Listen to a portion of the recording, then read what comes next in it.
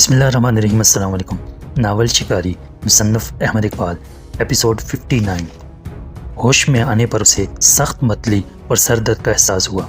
اس نے خود کو بالکل اجنبی جگہ دیکھا۔ یہ گودام جیسی سیمنٹ کی بیرک تھی جس میں گل رخ اس کے قریب ہی سخت فرش پر پڑی تھی۔ جو لوگ وہاں موجود تھے ان میں وہ بڈھا شامل نہیں تھا۔ الماس نے ڈی سلوا کے بارے میں سوال کیا۔ ڈی سلوا؟ ایک نقاب پوش نے کہا مارا۔ وہ کیا ہوتا ہے؟ کیا پوری طرح ہوش نہیں آیا ابھی؟ اس کے اشارے پر دوسرے نے ٹھنڈے پانی کی بھری ہوئی بالٹی الماس پر انڈیل دی۔ تم لوگ کون ہو؟ وہ ہامتے اور سردی سے کامتے ہوئے بولی۔ ڈی سلوا تم کو قتل کر دے گا جب اسے معلوم ہوگا۔ الماس کے منہ پر زبردست تمانچہ پڑا۔ یہ نام پھر مت لینا، پہلے شخص نے کہا اور الماس کی طرف ایک لفافہ پھینک دیا۔ یہ ہیں تمہاری تصویریں، باقی تصویریں ابھی بن کے آ جائیں گی۔ باقی تصویریں؟ الماس نے دہشت زدہ ہو کے چیخ ماری۔ کیا تم نے اس کی بھی؟ اس نے فرش پر لیٹی گل رخ کی طرف دیکھا۔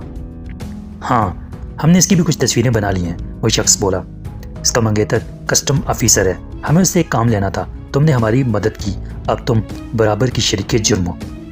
یہ تم کیا کہہ رہے ہو؟ الماس نے ڈوبتی آواز میں کہا، مگر اس کو جواب دینے کے لیے خود ڈی سلوا اندر آ گیا۔ وہ بے اختیار ڈی سلوا کی طرف بھاگی۔ ڈی سلوا، یہ سب کیا ہے؟ تمہاری عقل کا فطور، تمہاری تقدیر کا چکر، تمہاری شامت اعمال۔ ڈی سلوا نے اسے دھکیل دیا۔ میں نے تم سے سب جھوٹ بولا تھا، تم کو میرے ہی ماں پر میرے ہی آدمی اغوا کر کے لے گئے تھے۔ تم کے اس معاملے میں کوئی خوش فہمی نہیں رہنی چاہیے کہ میں تمہیں ایک مقصد کے لیے استعمال کرنا چاہتا تھا۔ دوسرا مقصد تم سے نجات حاصل کرنا تھا۔ تم مجھ سے شادی کے معاملے میں سیریس ہوتی جا رہی تھی، کسی دن بھی کہہ سکتی تھی کہ تم میرے بچے کی ماں بننے والی ہو۔ رامی کتے، وہ اس پر حملہ آور ہوئی۔ کیا یہ جھوٹ ہوگا؟ میں تجھے قتل کر دوں گی۔ مگر ڈی سلوا کے تھپڑ سے وہ پھر نیچے جا گری۔ اگر کچھ ہوگا بھی تو وہ جھوٹ سمجھا جائے گا، ڈی سلوا نے حقارت سے کہا، اس لیے کہ میں اسے جھوٹ کہوں گا اور دنیا میری بات تسلیم کرے گی۔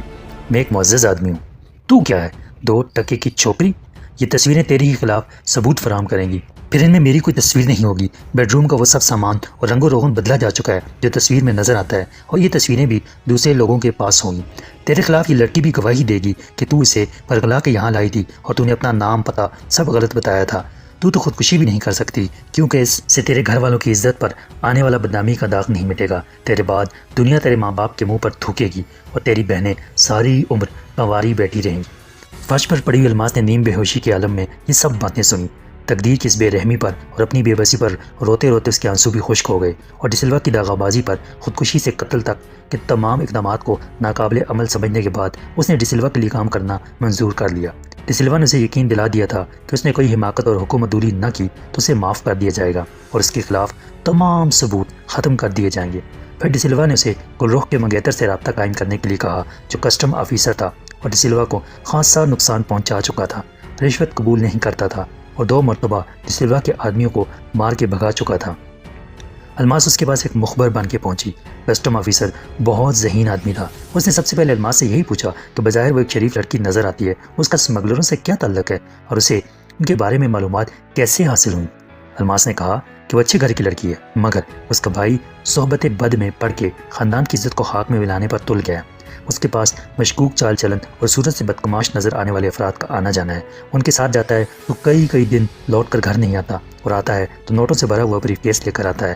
شروع میں والدین نے سختی سے پوچھا تھا کہ وہ کیا کرتا ہے اور اتنا پیسہ کہاں سے لاتا ہے، مگر اس نے کہا کہ عام کھانے سے غرض رکھو، پیڑ مت گنو۔ اب والدین بھی حرام کی اس کمائی سے عیاشی کے عادی ہو چکے ہیں، لیکن چند روز سے وہ دیکھ رہی ہے کہ سادہ کپڑوں میں کچھ لوگ مسلسل ان کے گھر منڈلاتے رہتے ہیں۔ وہ بھائی کو نہیں، گھر کی عزت کو بچانا چاہتی ہے۔ وہ چند افراد کو بھی شناخت کر سکتی ہے اور ان کے ٹھکانے سے بھی واقف ہے جو اس کے خیال میں وہ اڈا ہے جہاں سے سامان آتا جاتا ہے۔ کسٹم آفیسر پھر بھی مطمئن نہیں ہوا۔ اس نے پوچھا کہ ایسی صورت میں پولیس سے رجوع کرنے کے بجائے وہ اس کے پاس کیسے آ گئی؟ الماس کے پاس بہت معقول جواب تھا۔ وہ گل رخ کی سہیلی ہے اور اس کے ساتھ ہی اسکول میں پڑھاتی ہے۔ گل رخ نے کہا تھا کہ تھانے جاؤ گی تو خود بھی مشکل میں پڑ جاؤ گی، میرا منگیتر کسٹم آفیسر ہے، اسے اطمینان سے ساری بات بتا دو۔ گل رخ کا والا آتی ہی کسٹم آفیسر کا رویہ بدل گیا۔ اس کے دل میں یہ خیال بھی آیا کہ الماس کی مدد کے ساتھ ساتھ وہ اپنی فرض شناسی اور مستعدی کے مزید ثبوت فراہم کر سکتا ہے۔ اس نے الماس کو حراست میں نہیں لیا، اپنے آدمی اس کے پیچھے نہیں لگائے اور رات کو اس سے ایک مقررہ جگہ پر ملنے کا وعدہ کر لیا۔ الماس جب واپس پہنچی تو گل رخ کا کہیں پتہ نہ تھا۔ ڈی سلوا نے اسے بتایا کہ وہ بخیر و عافیت اپنے گھر پہنچ چکی ہے اور اسے بھی اچھی طرح سمجھا دیا گیا ہے کہ عدم تعاون یا پولیس کے پاس جانے کا انجام کیا ہوگا۔ وہ کسٹم آفیسر اس سے اتنی محبت کرتا ہے کہ اس کی بات نہیں ٹال سکتا، اسے نوکری چھوڑنے پر مجبور کر دے گی۔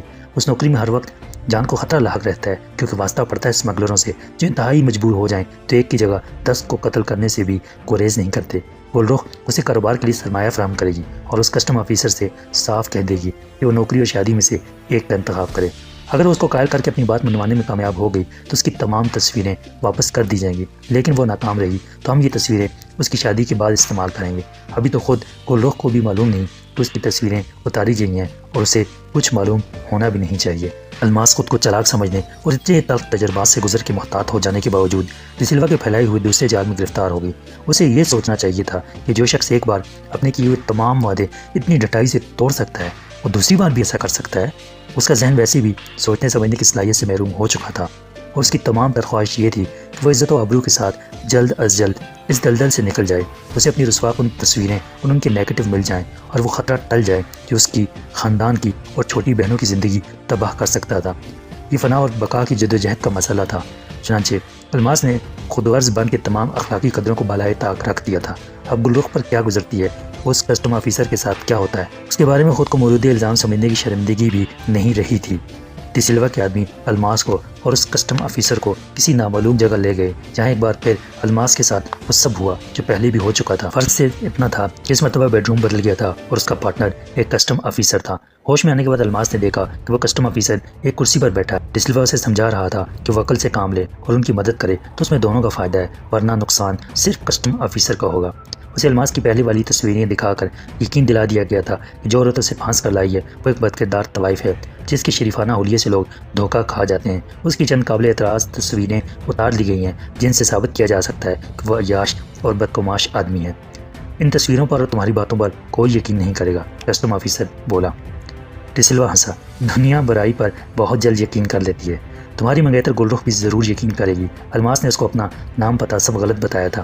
کیا کوئی شریف لڑکی بغیر وجہ کے ایسا کرتی ہے؟ جب وہ الماس کی سابقہ تصویریں دیکھے گی جو کسی اور مرد کے ساتھ کسی اور گھر میں لی گئی تھیں تو شعبے کی گنجائش کہاں باقی رہے گی؟ تم کیا بتاؤ گے کہ تم کہاں گئے تھے؟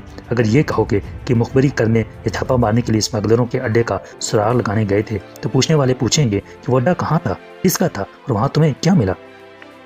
جب یہ تصویر تمہارے محکمے کو ارسال کی جائیں گی تو تمہارے چھاپا مارنے کی کہانی سفید جھوٹ بن جائے گی۔ اتفاق سے یہ گھر بھی ایک پرانے کسٹم آفیسر کا ہے جو زبردست راشی اور عیاش تھا۔ تمہارا اس کے گھر میں ملنا خود تمہارے خلاف ثبوت فراہم کرے گا کہ تم بھی مختلف نہیں تھے۔ جس کا یہ گھر ہے وہ متعدد مقدمات میں ماخوذ ہونے کے بعد روپوش ہو گیا ہے۔ تم سے پوچھا جائے گا کہ کیا وہ تمہارا دوست تھا؟ دوست نہیں تھا تو تمہیں گھر کی چابیاں کیسے سونپ گیا تھا کہ تم وہاں ایک جھوٹی کہانی گھڑ کے عیاشی کے لیے جا پہنچے؟ پولیس تمہیں بھی تفتیش میں شامل کرے گی، لیکن تمہارے خلاف سب سے بڑا اور ناقابل تردید ثبوت تمہارا بینک اکاؤنٹ ہوگا۔ تمہاری ملازمت شروع ہوئے ابھی 1 سال بھی نہیں ہوا لیکن اس میں 1 لاکھ روپے سے زیادہ نقد رقم جمع ہے۔ یہ جھوٹ ہے، کسٹم آفیسر نے کہا۔ میرے اکاؤنٹ میں صرف 2000 روپے ہیں۔ ہاتھ کنگن کو آرسی کیا، ڈی سلوا بولا۔ کسی کے حساب میں سے رقم نکلوانا مشکل کام ہوتا ہے۔ رقم جمع کروانے کے لیے صرف اکاؤنٹ نمبر معلوم ہونا کافی ہوتا ہے۔ تمہیں معلوم نہیں لیکن گزشتہ ماہ کی 11، 17 اور 24 تاریخ کو تم نے بالترتیب 25,000، 35,000 اور 40,000 جمع کرائے۔ ان کا تم کیا حساب دو گے؟ نتیجہ یہی نکالا جائے گا کہ نئی نوکری تھی اس لیے تم پہلے محتاط رہے اور کچھ فرض شناسی کا مظاہرہ بھی کرتے رہے، لیکن بعد میں تجربہ کار ہو گئے تو اسی رنگ میں رنگ گئے جس میں دوسرے بھی رنگے ہوئے تھے۔ سب اوپر والے ہمارے ساتھ ہیں اور تم اگر ہمارے کاروبار کو نقصان پہنچا رہے ہو تو ان کی آمدنی میں بھی رکاوٹ ڈال رہے ہو۔ انہیں صرف بہانا چاہیے کہ تمہیں بدعنوانی کے مقدمات میں الجھا کر الگ کر سکیں۔ چشمدید گواہ وہ خود بھی پیدا کر سکتے ہیں، ہم بھی انہیں فراہم کر سکتے ہیں۔ ہم تمہیں مار بھی سکتے تھے لیکن ہم گوڑ سے مرنے والے کو زہر دینے کے قائل نہیں ہیں۔ تمہارے حق میں بہتر ہے کہ ملازمت چھوڑ دو اور کاروبار کرو۔ جانا چاہو تو ملک سے باہر چلے جاؤ، ہم تمہاری مدد بھی کریں گے۔ بصورت دیگر نہ تمہاری ملازمت رہے گی، نہ تم گلرخ سے شادی کر سکو گے اور نہ اس کو رسوائی سے بچا سکو گے۔ ابھی تم جوان ہو، اصول پرستی کے چکر میں مت پڑو، خود بھی جیو اور دوسروں کو بھی جینے دو کا فلسفہ سب سے اچھا ہے۔ اس کے بعد کسٹم آفیسر کے لیے مخالفت کی گنجائش نہ رہی۔ اس نے فائدے کا سودا کیا اور وہیں سب کچھ طے ہو گیا۔ ڈی سلوا نے اسے مزید 2 لاکھ فراہم کرنے اور گلرخ سمیت لندن میں سکونت اختیار کرنے کی گارنٹی دی اور کہا کہ تمام معاملات خوش اسلوبی سے طے ہو جانے کے بعد تصاویر نیگیٹو کے ساتھ واپس کر دی جائیں گی اور آئندہ ان کا کسی سے یا کسی کا ان سے کوئی تعلق نہیں رہے گا۔ جب وہ کسٹم آفیسر چلا گیا ڈی سلوا نے الماس سے کہا کہ وہ اس کے کام سے بہت خوش ہے اور اس کی تمام تصویریں اور نیگیٹو اس کے حوالے کر دیے وہ اپنے ہاتھ سے جلا دے۔ الماس نے تسلیم کیا کہ تصدیق کی خاطر اس نے تصویریں دیکھی ضرور تھیں، لیکن یہ بات کہتے ہوئے احساس ذلت سے اس کا چہرہ زرد پڑ گیا اور اس کے ماتھے پر عرق ندامت کی نمی آ گئی۔ اس کے بعد الماس کا ڈی سلوا سے کوئی رابطہ نہیں رہا، اور 3 سال بعد جب اس کی شادی ہوئی تو وہ اپنے بھیانک ماضی کی ہر یاد کو ذہن کے نہا خانوں کی انتہائی گہرائی میں دفن کر چکی تھی۔ اس کا دل اپنے پروردگار کے لیے شکر کے جذبات سے معمور تھا، جس نے الماس کی توبہ قبول کر لی تھی اور اسے باعزت زندگی گزارنے کا موقع عطا کیا تھا۔ الماس نے کبھی یہ جاننے کی کوشش نہیں کی کہ گل رخ اور اس کسٹم آفیسر کا بعد میں کیا ہوا، لیکن ڈی سلوا سے انتقام کی آرزو کبھی نہیں مری تھی۔ میں اور رابعہ دم بخود بیٹھے تھے اور الماس نے خود ہی اپنی داستان ماضی کا ہر حرف دہرا دیا تھا۔ ہم نے ان زخموں کو چھیڑ دیا تھا جو بظاہر وقت کی چارہ گری سے مندمل ہو گئے تھے۔ جب دل کے یہ ناسور پھر رسنے لگے تو ہر قطرہ خون نے اپنی داستان علم خود کہہ دی۔ تمہیں اس کسٹم آفیسر کا نام معلوم ہے؟ میں نے کچھ دیر بعد کہا۔ نام؟ الماس نے کہا، اب تو یاد نہیں۔ اچھا، گلرخ کے گھر کا پتہ تو تمہیں معلوم ہوگا، میں نے کہا۔ ہم وہاں سے پوچھ لیں گے۔ الماس نے نفی میں سر ہلایا۔ میں کبھی اس کے گھر نہیں گئی تھی، ڈی سلوا نے مجھے سختی سے منع کر رکھا تھا۔ سکندر، رابعہ نے اچانک کہا، اس اسکول سے تو گلرخ کا پتہ مل ہی سکتا ہے جہاں وہ پڑھاتی تھی۔ تم اسے یہاں لاؤ گے؟ الماس نے خوفزدہ لہجے میں کہا۔ اول تو اس کی کوئی ضرورت ہی نہیں، میں نے کہا۔ اگر وہ تمہارے سامنے آ بھی جائے گی تو کچھ نہیں ہوگا، اس لیے کہ وہ تمہارے اصل نام سے واقف نہیں اور تم اسے پہچاننے سے صاف انکار کر سکتی ہو۔ اس کے علاوہ جتنی خوفزدہ تم ہو اتنی ہی وہ بھی ہوگی کہ کہیں تم نہ مل جاؤ۔ البتہ تمہیں ضرورت پڑنے پر یہ باتیں ایک ایسی لڑکی کو بتانی ہوں گی جو آج تک ڈی سلوا کی فریب کا شکار رہی تھی۔ خدا کے لیے مجھے ان معاملات سے الگ رکھو، الماس ہاتھ جوڑتے ہوئے بولی۔ ہم پہ اعتبار کرو الماس، رابعہ نے اس کے ہاتھ تھام لیے۔ میری کوئی بہن نہیں، لیکن یقین کرو تمہارا ازدواجی مستقبل بھی مجھے اتنا ہی عزیز ہے جتنا اپنی سگی بہن کا ہوتا۔ ہم پر اعتماد نہیں تو خدا پر بھروسہ رکھو، جس نے اب تک تمہاری حفاظت کی اور آئندہ بھی کرے گا۔ ہم رات کا اندھیرا پھیلنے سے بہت پہلے آئے تھے اور جب رخصت ہوئے تو رات کے 10 بجنے والے تھے۔ میں نے رابعہ کو ضامن رضوی کے گھر کے دروازے پر اتار دیا اور خود غائب ہو گیا۔ میں نے رابعہ کو سمجھا دیا تھا کہ رضوی صاحب کی نظر میں ہماری پوزیشن خراب نہیں ہونی چاہیے۔ اگر وہ پوچھے تو رابعہ کہہ دے کہ میں آفس چلی گئی تھی اور مجھے سکندر کا پتہ نہیں۔ میں آدھے گھنٹے بعد آؤں گا اور انہوں نے مجھ سے پوچھا تو اپنی وضاحت خود پیش کروں گا۔ رابعہ کی شکستہ حال سرخ فوکس ویگن بھی کوٹی کے احاطے میں کھڑی تھی، جس کا مطلب یہ تھا کہ رضوی صاحب کے اثر و رسوخ کے باعث پولیس نے کار کو اصل مالک تک پہنچانے میں بڑی مستعدی کا ثبوت دیا تھا۔ میرے ہاتھوں اس کی جو درگت بنی تھی سو بنی تھی، باقی گاڑی کا کچھ نہیں بگڑا تھا اور اس کی کوئی چیز بھی غائب نہیں ہوئی تھی۔ جب میں نے پہلی بار اسے دیکھا تھا تو اس کا رنگ و روغن بڑا چمکیلا تھا اور اس پر ایک خراش بھی نہ تھی۔ اب 2-4 ہزار خرچ کیے بغیر اس کو دوبارہ اپنی اصلی حالت پر لانا مشکل تھا۔ جب رابعہ اندر چلی گئی تو میں اسی ٹیکسی میں صدر پہنچا۔ حسب معمول میں نے ٹیکسی کو سڑک پر چھوڑا اور ادھر ادھر اچھی طرح دیکھنے کے بعد اس گلی میں داخل ہو گیا جس میں شہلا مقیم تھی۔ وہ تمام دن سخت اضطراب اور بے چینی کا شکار رہی تھی، لیکن باہر جاتی ہوئی ڈرتی تھی۔ اس نے اخبار میں وہ سب واقعات پڑھ لیے تھے جو اس کے گلبرگ والے گھر میں پیش آئے تھے۔ صبح کے اخبارات کو زیادہ تفصیلات نہیں مل سکی تھیں، مگر شام کے ایک اخبار نے ان لاشوں کی تصویریں بھی چھاپ دی تھیں جو پولیس کو گھر کے اندر اور باہر سے ملی تھیں۔ یہ سب بدماش اور ہسٹری شیٹر تھے، چنانچہ پولیس نے یہ مفروضہ قائم کیا تھا کہ وہ ڈاکہ ڈالنے آئے تھے اور غیر متوقع طور پر ان کو کسی ایسے شخص سے مقابلہ کرنا پڑا جو ان سے زیادہ طاقتور ثابت ہوا۔ اس نے تینوں کو ٹھکانے لگا دیا مگر خود بھاگ گیا۔ یہ نامعلوم شخص کون تھا؟ اس کے بارے میں پولیس کئی نظریات رکھتی تھی۔ ایک یہ کہ وہ چوکیدار تھا جسے گھر والے کہیں جاتے وقت حفاظت کے خیال سے چھوڑ گئے تھے اور وہ پولیس کی کارروائی سے بچنے کے لیے روپوش ہو گیا۔ دوسرا نظریہ یہ تھا کہ واردات کے وقت گھر میں کوئی مہمان موجود تھا جس نے ڈاکوؤں کو ٹھکانے لگا دیا اور گھر والوں کو ساتھ لے گیا تاکہ ان واقعات سے اپنی بے خبری اور لا تعلقی ثابت کر سکے۔ ابھی تک مکینوں کا پتہ نہیں چل سکا ہے۔ آس پاس کے رہنے والوں نے صرف یہ بتایا ہے کہ گھر میں ایک مفلوج بڑھیا اپنی غیر شادی شدہ لڑکی اور نوجوان و اوباش لڑکے کے ساتھ رہتی تھی اور ان کا کسی سے ملنا جلنا نہیں تھا۔ پولیس کے لیے پریشانی کے اور بھی سبب تھے۔ ان کا کہنا تھا کہ ٹیلی فون پر رپورٹ دینے والے نے خود کو ایس پی ضامن رضوی صاحب کا چھوٹا بھائی بتایا تھا اور کہا تھا کہ وہ پڑوس میں رہتا ہے، لیکن تفتیش کرنے پر دونوں باتیں غلط ثابت ہوئیں۔ ضامن رضوی صاحب گلبرگ میں نہیں رہتے۔ انہوں نے پوچھنے پر بتایا کہ ان کا چھوٹا بھائی کوئی نہیں ہے، چنانچہ یہی بات زیادہ قابل اعتبار لگتی ہے کہ فون بھی اسی نامعلوم شخص نے کیا ہوگا جس نے حملہ آوروں کا مقابلہ کیا اور انہیں مارنے کے بعد اپنی اور گھر والوں کی جان بچا کر صاف نکل گیا۔ لیکن یہ نامعلوم شخص گھر میں رہنے والی مس شہلا زیدی کا نوعمر بھائی نہیں ہو سکتا۔ پولیس کو رپورٹ دینے کے بجائے روپوش ہو جانے کا مطلب یہ بھی نکالا جا سکتا ہے کہ کوئی اس گھر میں اپنی اس وقت موجودگی کو ظاہر نہیں کرنا چاہتا تھا وغیرہ وغیرہ۔ مجھے معلوم تھا کہ اگلے دن کے اخبارات مزید بال کی کھال نکالیں گے۔ یہ معلوم ہو جائے گا کہ مس شہلا زیدی کہاں کام کرتی تھی۔ جوا کھیلتے ہوئے قتل ہو جانے والے عدنان کی خبر کو شہلا کے گھر پر حملے کی خبر سے مربوط کر دیا جائے گا اور تفتیش سے کچھ اور نتائج سامنے آئیں گے۔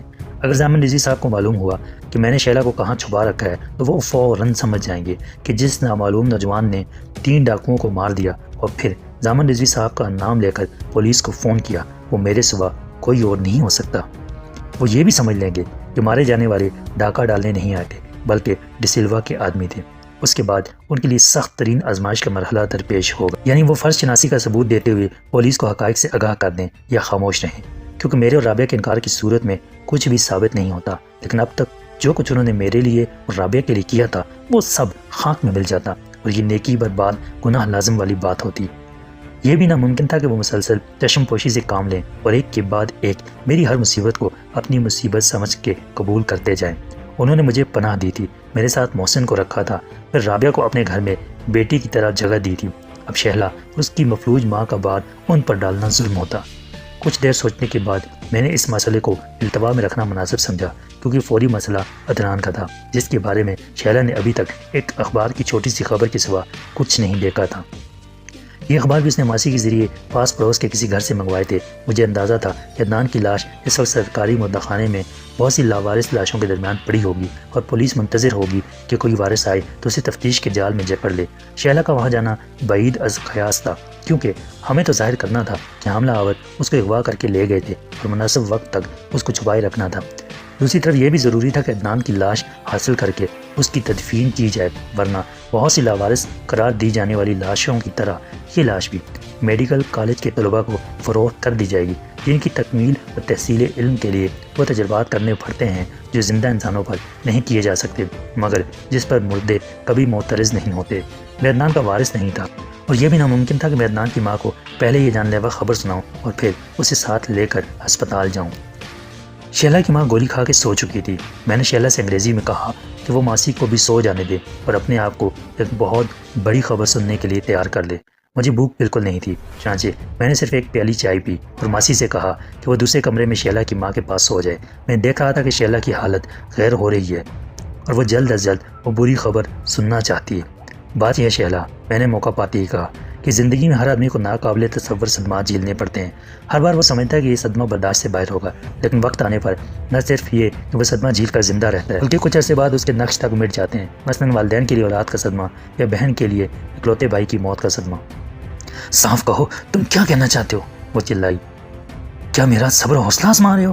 نہیں، صبر اور حوصلہ تو تم میں ہے، میں نے کہا، یہ میں نے کل دیکھا تھا۔ میں چاہتا ہوں کہ اس وقت بھی تم اسی حوصلے سے کام لو، اس کمرے کے باہر کسی کو پتہ نہ چلے کہ میں نے کیا کہا ہے۔ اگر عدنان کو کچھ ہوا ہے تو بتا دو، وہ ضبط سے کام لیتے ہوئے بولی۔ بری صحبت کا انجام برا ہی ہوتا ہے۔ پہلے بھی میں عدنان کے بارے میں ہر بری خبر سننے کے لیے تیار رہتی تھی اور اب بھی سن سکتی ہوں۔ کیا پولیس؟ نہیں شیلا، وہ پولیس کی گرفت میں نہیں آ سکتا، میں نے کہا۔ وہ سزا و جزا اور نیکی و بدی کی اس دنیا سے بہت دور جا چکا ہے، اب تو تم صرف اس کی مغفرت کی دعا مانگ سکتی ہو۔ میں نے اخبار اٹھا کے اندر کے صفحات کی ایک چھوٹی سی خبر پر انگلی رکھ دی۔ شیلا نے خبر پڑھی، کچھ دیر پھٹی پھٹی آنکھوں سے خبر کے بے رحم الفاظ کو گھورتی رہی، پھر اس کا چہرہ لاش کی طرح سفید پڑ گیا اور اس نے دونوں ہاتھوں میں منہ چھپا کے رونا شروع کر دیا۔ میں نے اسے تسلی دی اور یاد دلایا کہ اپنی ماں سے اس خبر کو چھپانا اس کا فرض ہے، لیکن اس کا کوئی فائدہ نہیں ہوا۔ روتے روتے اس کی ہچکیاں بن گئیں اور آواز ماسی کے کانوں تک پہنچ گئی۔ ابھی تک میں نے انگریزی میں بات کی تھی، چنانچہ ماسی پریشان تھی کہ میں نے شیلا سے کیا کہہ دیا ہے کہ اس کی حالت سنبھالے نہیں سنبھلتی۔ مجبوراً مجھے اس کو بھی ساری بات سنانی پڑی۔ رفتہ رفتہ شیلا نارمل ہو گئی اور میں نے اسے سمجھا دیا کہ اس مسئلے کو کیسے حل کیا جا سکتا ہے۔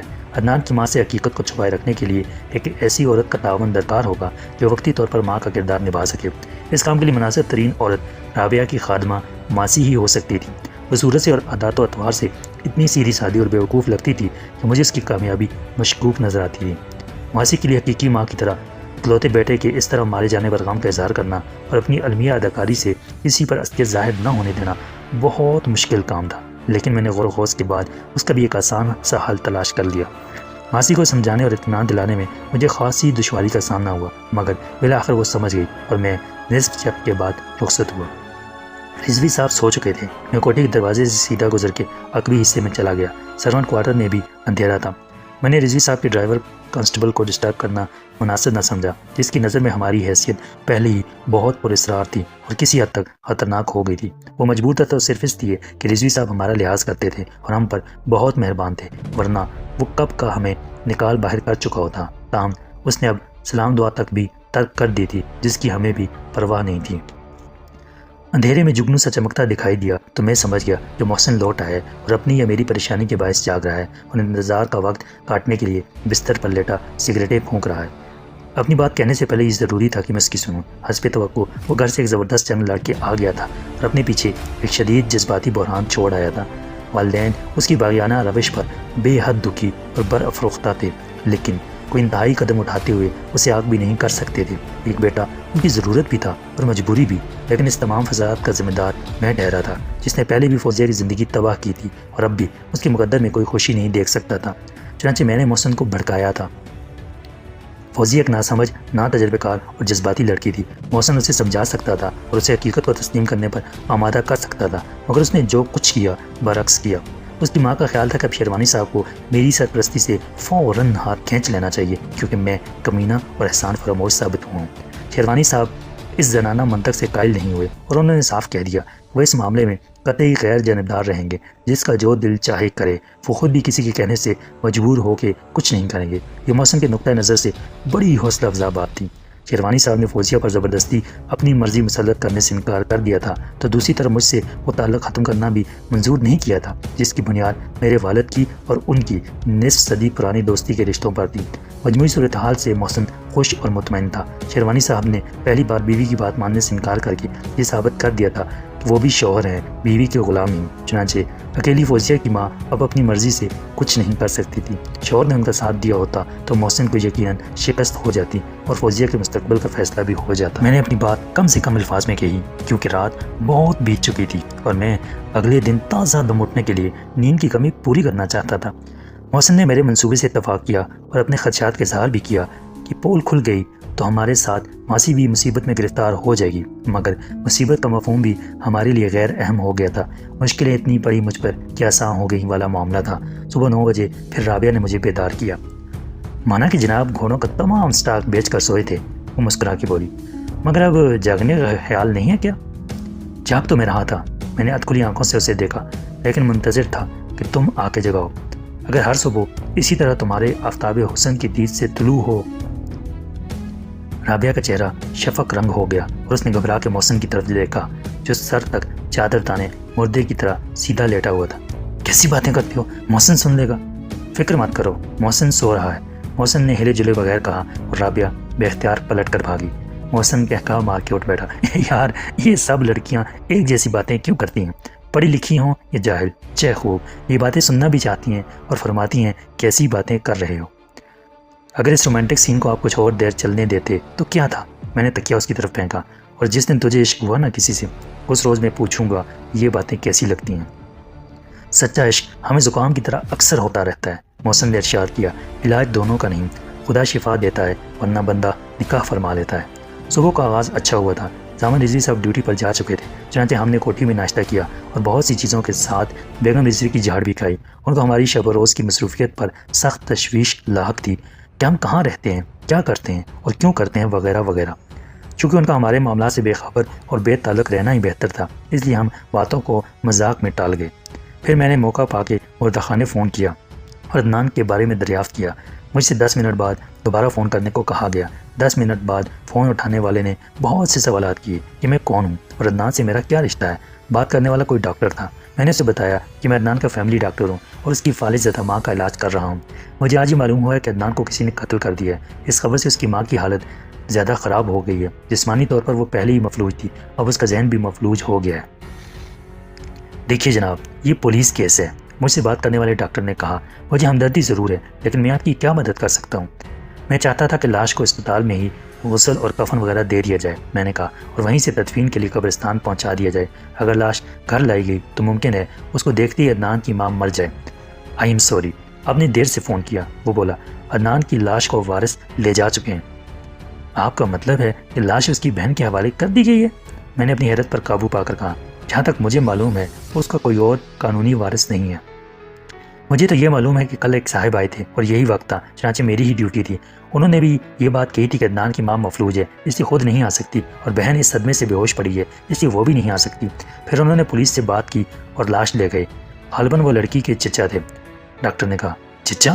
میں نے کہا۔ کیا نام اور پتہ دیا تھا انہوں نے؟ نام تو تھا چودھری دلاور۔ ڈاکٹر بولا۔ پتہ میں آپ کو دیکھ کر بتا دیتا ہوں۔ ایک تو وہ کچھ معقول اور شریف آدمی تھا، پھر یہ کہ مجھے اپنا ہم پیشہ سمجھ کے اس نے تعاون کیا، ورنہ وہ یہ کہہ کر بات ختم کر سکتا تھا کہ متعلقہ تھانے سے معلوم کیجیے۔ اس نئی صورتحال نے مجھے پریشانی میں مبتلا کر دیا۔ چودھری دلاور کے عزائم بالکل واضح تھے۔ وہ جانتا تھا کہ شیلا روپوش ہو گئی ہے۔ اسے یہ شک بھی ہوگا کہ شیلا کے گھر میں بدماشوں کا مقابلہ کرنے والا میرے سوا کوئی نہیں ہو سکتا، اور یقین ہوگا کہ بھائی کی خبر پاتی شیلا سامنے آنے پر مجبور ہوگی، اسپتال پہنچے گی تاکہ پوسٹ مارٹم کے بعد بھائی کی لاش لے جا سکے۔ چودھری دلاور اس سے پہلے ہی لاش لے گیا اور اپنا پتہ چھوڑ گیا کہ شیلا اسپتال سے سیدھی اس کے گھر جائے اور پولیس کے ہتھے چڑھ جائے۔ شیلا کا وجود اب ان کے لیے خطرناک ہو گیا تھا۔ اس نے ڈی سلوا کو کھلم کھلا دھمکی دی تھی، اور اس خطرے کا سدباب ضروری تھا۔ اس کے پاس دولت کی طاقت تھی اور اپنی طاقت کا گھمنڈ تھا جس سے وہ پولیس کو خرید بھی سکتے تھے۔ شیلا ایک بار ان کے چنگل میں گرفتار ہو جاتی تو اس کے لیے رہائی اور نجات کے سارے دروازے بند ہو جاتے۔ میں نے فوراً محسن سے مشورہ کیا۔ میرا خیال ہے کہ یہ کام مجھے ہی کرنا پڑے گا۔ محسن نے کہا۔ تیرا وہاں جانا ٹھیک نہیں، اگر تیرے خلاف ہی تفتیش کا چکر شروع ہو گیا تو نئی مشکلات پیدا ہو جائیں گی۔ خطرہ مجھے صرف ایک شخص سے ہے، میں نے کہا۔ جب میں ساتھ والے گھر میں فون کرنے گیا تھا تو ایک نوجوان باہر نکل رہا تھا۔ میں نے اس سے کہا تھا کہ میں شیلا کا پڑوسی ہوں، وہ مجھے پہچان سکتا ہے لیکن تجھے نہیں پہچان سکتا۔ اس کے علاوہ یہ بھی تو ممکن ہے کہ مار دھاڑ کرتے ہوئے نادانستگی میں تو نے کہیں اپنے فنگر پرنٹ وغیرہ چھوڑ دی ہوں۔ ڈی سلوا نے تجھے وہاں دیکھا تھا، فرض کر بعد میں اس نے پولیس کو اپنا نام بتائے بغیر ٹیلی فون کر دیا ہو، اس امید میں کہ پولیس شیلا سے یا اس کی ماں سے تیری موجودگی کا اعتراف کرا لے گی۔ پولیس اب بھی وہاں ہوگی، مگر مجھے ان سے کوئی خطرہ نہیں، وہ میرے فنگر پرنٹ لے کر بھی کچھ معلوم نہیں کر سکتے۔ تجھے وہاں زیادہ دیر ٹھہرنے کی ضرورت نہیں، میں نے کہا۔ تو رابعہ کی گاڑی لے جا، جیسی بھی ہے چلتی تو ہے، ماسی کو کمبل وغیرہ لپیٹ کر پیچھے کی سیٹ پر لٹا دینا اور چودھری دلاور کے گھر پہنچ جانا۔ میرا خیال ہے وہ شیلا کی ماں کو نہیں پہچانتا ہوگا، ماسی کچھ نہیں بولے گی، وجہ صاف ظاہر ہے، صدمے کا اثر اس کے دماغ پر ہو گیا ہے اور اس کی زبان بھی گنگ ہو گئی ہے۔ تدفین کے انتظام کی ذمہ داری تو چودھری دلاور قبول کر ہی چکا ہے۔ شیلا کے بارے میں اس کی امیدیں خاک میں مل جائیں۔ میں شیلا کے پاس جا کے اسے اس نئی صورتحال سے خبردار کرتا ہوں۔ میں اور محسن ایک ساتھ ہی شیلا کے پاس پہنچے، جہاں سے محسن تو کچھ دیر بعد ماسی کو لے کر روانہ ہو گیا، مگر میں شیلا کی ماں سے باتیں کرتا رہا۔ وہ بیٹے کے لیے بہت پریشان تھی اور یہ بھی جاننا چاہتی تھی کہ ہر کب تک وہ اپنے گھر واپس جا سکے گی۔ میں نے، رابعہ نے اور شیلا نے مل کر حالات کی جو وضاحت کی تھی اس سے مطمئن نہیں ہو سکی تھی۔ میں نے اسے بتایا کہ عدنان کو ایک بحری جہاز پر بہت اچھی ملازمت مل گئی ہے، چنانچہ وہ اپنے پاسپورٹ اور دیگر دستاویزات کے حصول کی کوشش میں لگا ہوا ہے اور اسی مصروفیت کے باعث آ نہیں سکا۔ جہاز کل روانہ ہوگا، مگر عدنان جانے سے پہلے ملنے کے لیے ضرور آئے گا۔ عدنان کی ماں کی صورت پر میرے جھوٹ سے اطمینان اور مسرت کے جذبات جتنے نمایاں ہوتے جا رہے تھے، میرا ذہنی کرب اتنا ہی بڑھ رہا تھا۔ وہ بار بار پوچھے، تم خود ملے تھے اس سے؟ خود اس نے تم سے کہا تھا کہ وہ ملنے کے لیے ضرور آئے گا؟ شاید خدا نے میری دعا سمجھی ہے، وہ بری صحبت سے بچ گیا، وہ نوکری کی تلاش میں تھا۔ پھر وہ مجھ سے مزید سوالات کرنے لگی۔ مجھے یہ نوکری تو پسند ہے نا، دور تو جانا ہی پڑتا ہے اپنے فائدے کے لیے، اور وہ کون سا ہمیشہ کے لیے دور جا رہا ہے، کب تک آئے گا مجھ سے ملنے کے لیے؟ میرے پاس کسی سوال کا جواب نہیں تھا، مگر میں جواب دیتا جا رہا تھا۔ کچھ دیر بعد میں چلنے لگا تو شیلا میرے ساتھ دروازے تک آئی۔ یہ تم نے کیا نیا چکر چلا دیا ہے؟ وہ پریشانی سے بولی۔ اس مسئلے کا یہی سب سے آسان حل تھا، میں نے اس کے کندھے پر ہاتھ رکھ کے کہا۔ آج یا کل جس وقت بھی ماں سوئے تو اس کے جاگنے کے بعد کہہ دینا کہ عدنان آیا تھا اور بیٹھا رہا، مگر اس نے آپ کو جگانا مناسب نہیں سمجھا۔ سکندر بھائی، وہ میرے شانے پر سر رکھ کے رونے لگی۔ یہ جھوٹ کب تک چلے گا؟ عدنان تو کبھی لوٹ کر نہیں آئے گا، ماں کب تک اس کا انتظار کرے گی؟ یک لخت میں جذباتی ہو گئے۔ تم نے مجھے بھائی کہا ہے نا شیلا، اس لیے کہ رشتہ تمہارے لیے بہت مقدس تھا، تمہیں بہت عزیز تھا، اور تم سہارے سے محروم ہو کے خود کو تنہا محسوس کرتی ہو۔ پاگل، مجھے دیکھو، میں تو شروع سے تنہا ہوں، میرے بھی بھائی بہن تھے اور میری بھی ویسی ہی ماں تھی جیسی سب کی ماں ہوتی ہے۔ ان سب رشتوں کو تقدیر کے بے رحم ہاتھوں نے ایک جھٹکے سے توڑ ڈالا۔